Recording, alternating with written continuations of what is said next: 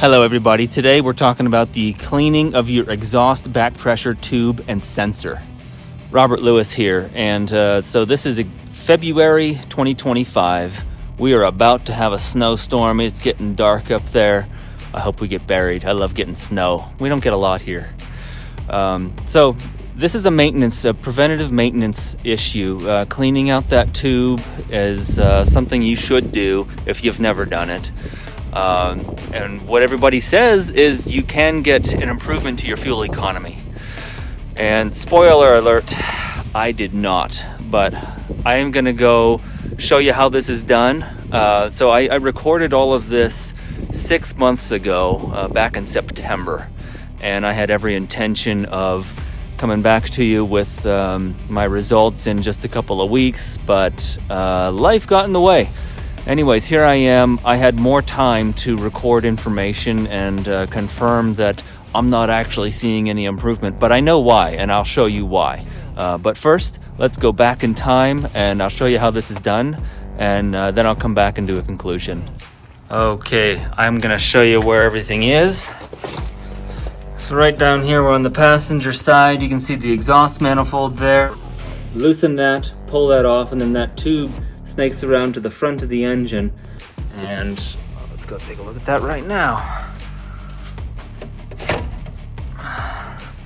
My daughter made me this little pointer stick. That is gonna come in handy right now. Okay, so it's right there. My stick is on it. That sensor is gonna come out. I'm gonna lower this down here. That is it. And then there's the tube. That's the other end of that tube. So we're gonna loosen all of this, take it all out, and see if there's any plugging going on. So what happens is that tube gets plugged up with soot and exhaust dust and everything, and then that sensor is not able to get a good reading. That sensor used readings that are inputs to the computer to formulate fuel mixture, and so if you have a plugged tube, you will be defaulting to a baseline number. So cleaning that tube out will allow it to function, give better readings to the computer, and then you will have better formulations in fuel, and your fuel economy will improve. So I'm kind of curious about this myself. I have never done this. I haven't had this apart in probably 8 years or something. So it could be very plugged, or maybe it won't be. We'll find out in a minute. I will be taking a couple of weeks to measure my fuel economy after this. So it's going to take for me to burn up some fuel and get some new calculations.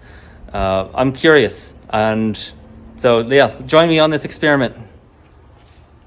Just in case it sounds like I know what I'm talking about, let me clarify. I do not. I'm totally winging this and just watching a couple of YouTube videos and trying some stuff out. So I don't really know how the computer works and all that. But I do understand that maintenance issues like this can yield improvements. So that's what we're going for.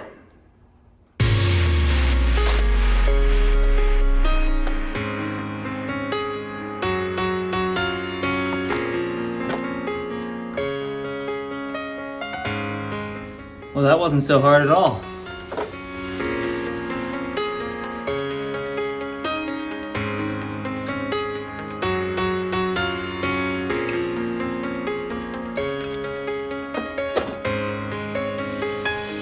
All right, let's take a look inside these things now.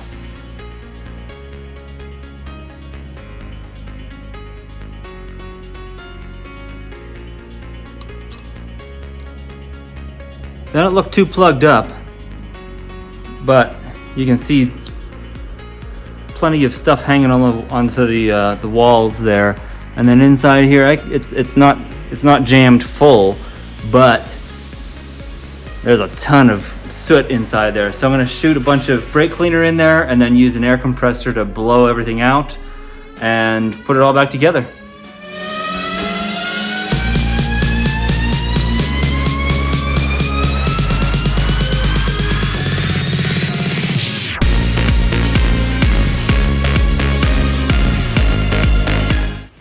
Okay, so this sensor was mounted on a little plate, and I just removed it because it seemed a whole lot easier. It's in pretty tight, and this little neck on here is, I didn't want to bend it.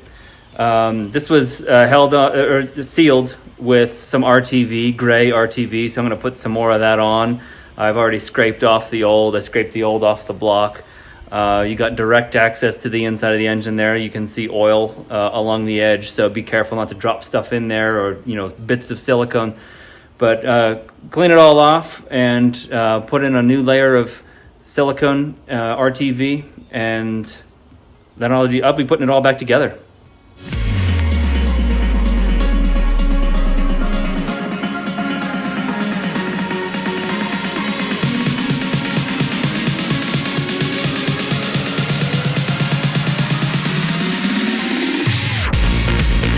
The side that goes down by the exhaust manifold is all rusty looking. The side that goes up by the engine, by the front, is still nice and shiny. So that's how I am able to keep this straight.